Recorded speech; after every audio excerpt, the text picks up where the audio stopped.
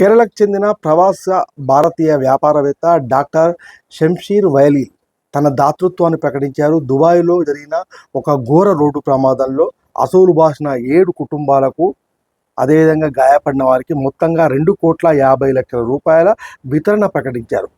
చనిపోయిన కుటుంబాలకు 1,80,00,000 రూపాయలను కేటాయించి, అదేవిధంగా ఒక్కో కుటుంబానికి 26 లక్షల రూపాయలు ఇస్తానని ప్రకటించారు. వాళ్ళ పిల్లల చదువుల కోసం కూడా ఆదుకుంటానని చెప్పారు. మరొకవైపు ఆ మృతదేహాలను తరలించడానికి వచ్చే తల్లిదండ్రుల కోసము ఫ్లైట్ టికెట్స్, ఇతర ఖర్చుల కోసం కూడా డబ్బులు కేటాయిస్తానని చెప్పారు. మరొకవైపు గాయపడిన వారంతా కూడా కోలుకునే వరకు ఆ చికిత్సకు అయ్యే ఖర్చును కూడా తానే భరిస్తానని ప్రకటించారు.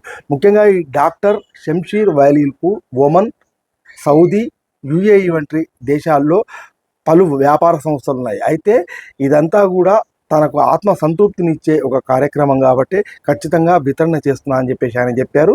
మనము చూస్తే కేరళ సమాజంలో ఇట్లాంటి స్పందనలు మనకు తరచుగా కనిపిస్తూ ఉంటాయి. ఇప్పుడు షంషీర్ వైలీలు ఏ విధంగా అయితే స్పందించారో మనం ఈ మధ్య కాలంలోనే అబ్దుల్ రెహమాన్కి సంబంధించిన ఒక స్టోరీని కూడా చూసాం.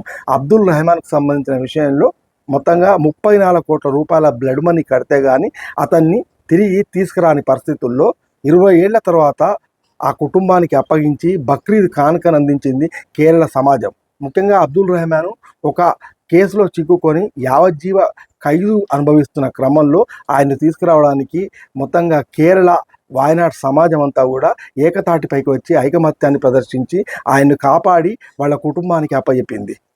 అలాంటి స్టోరీనే ఇవాళ మనము షంషీర్ వైలీలకు సంబంధించి కూడా చూస్తున్నాము. ఎందుకంటే ఒక విషాదంలో తోడుగా నిలవడము, అండగా నిలవడము, వితరణ అందించడం అనేది ఒక గొప్ప కార్యము. ఎందుకంటే ముఖ్యంగా దేశం కాని దేశంలో పొట్టకూటి కోసము గలుబాట పట్టిన ఆ కుటుంబాల్లో విషాదం నెలకొన్నప్పుడు తన వంతు వృత సాయంగా ఆయన అందించిన ఈ వితరణ అనేది ఇప్పుడు పెద్ద చర్చగా, అదేవిధంగా సమాజము తోటి వాళ్ళు ఆపదలో ఉన్నప్పుడు ఏ విధంగా స్పందించాలనే దానికి ఒక ఉదాహరణగా కూడా నిలుస్తుంది.